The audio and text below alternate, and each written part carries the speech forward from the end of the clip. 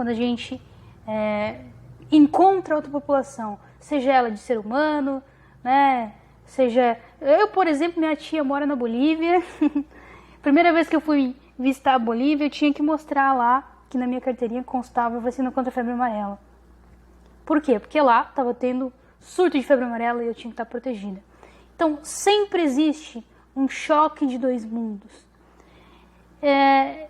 E principalmente quando os organismos que estão se chocando, eles são muito distantes um do outro. Então pensa lá naquela tribo, lá daquele exemplo. Ela está muito longe da gente. Ela está muito isolada da gente. Ela está no meio do Pacífico, numa ilhazinha.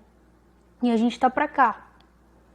Então a distância é enorme, a gente não se encontra. Por isso que o choque entre os dois mundos é intenso. Então pensa no animal selvagem, pensa na fisiologia do animal selvagem, pensa no ambiente do animal selvagem. Então o choque, quanto maior a diferença entre os componentes do choque, a gente pode entender que o impacto desse encontro é maior. Em contrapartida, a gente pode pensar assim também. Mas se é muito diferente, então esse vírus pode não se adaptar a mim. A gente é diferente demais. Então, é o caso dos cães, né? Que a gente está observando por enquanto e, sinceramente, eu peço muito que Deus continue assim, que o coronavírus não consiga se adaptar ao organismo do cão e que ele não tenha sucesso em causar morte, que o animal não seja capaz de transmitir, que ele não tenha capacidade de transmitir para o ser humano, que ele também não seja mais um contribuinte nessa história. Então, desse lado, a gente pode pensar, então é muito diferente, não vai se adaptar. Então, a questão a virologia, ela é um universo complexo. Então, o choque entre os dois mundos pode dar errado, ou pode não acontecer nada, mas conhecendo aquilo que a gente já conhece, e estudando aquilo que a gente já estuda, a gente tem que entender que sempre vai dar, alguma coisa pode dar, e alguma coisa dará. Por que eu digo isso? Porque você está sendo exposto a um novo patógeno. A gente é exposto a patógenos todos os dias, né? Não necessariamente. A gente é imposto a vários ambientes, né? Mas, assim, como o nosso corpo vai reagir a esse encontro, isso sempre vai ser uma incógnita, porque a biologia não é uma ciência exata. Mas o que a gente sabe? A gente sabe que o encontro existe. Então a gente tem que avaliar nas questões culturais na hora da tomada da decisão, na hora de dizer, bater o martelo e falar não pode. A gente tem que avaliar a intensidade do encontro. Mas o encontro existe. Então a intensidade é variável? Pode causar doença? Pode. Pode não causar? Pode. Mas o encontro existe. Então pode ser que em você não cause doença, mas no colega do lado cause. Pode ser que primeiramente não cause doença, então o contato direto entre o animal X e o ser humano não cause doença. Pode ser que esse animal X entre em contato com o animal Y e no organismo deste animal Y ocorra a mutação e aí sim aconteça a doença. A questão é que a gente precisa avaliar qual é a necessidade da interação entre animal selvagem e ser humano. E é por isso que é uma questão pessoal.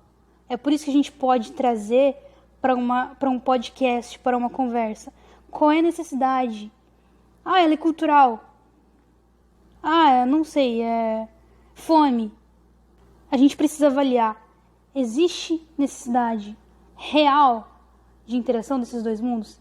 Vale a pena correr o risco? E falar, vale a pena, não vale a pena? Será que só falar isso é o suficiente? Não é, né? É um começo. A gente tem que pensar. Como é que... Lembra lá da conversa do javali de novo? Como é que chegou aquele animal ali? Né? Por vezes, inúmeras vezes, de forma ilegal. Mas o problema não é a oferta, é a demanda. O problema é que alguém compra.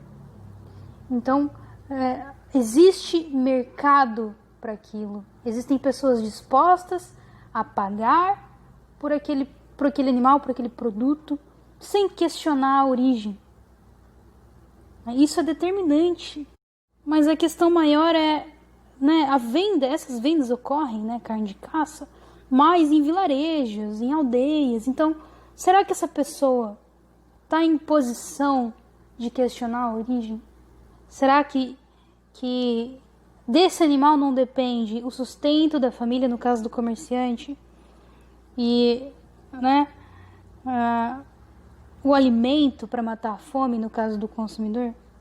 Então, onde que está o problema? O problema não está na comunidade de subsistência. Não está na carne de caça que está sendo consumida na aldeia. O problema é quando essa carne é levada para centros urbanos. Então, a gente tem movimento, intensidade de pessoas. Então, uma doença que pode causar, né, que pode gerar o potencial, que tem potencial pandêmico. De onde o coronavírus veio? Como que ele chegou no Brasil? Por rotas. Ele chegou de avião, ele chegou de carro.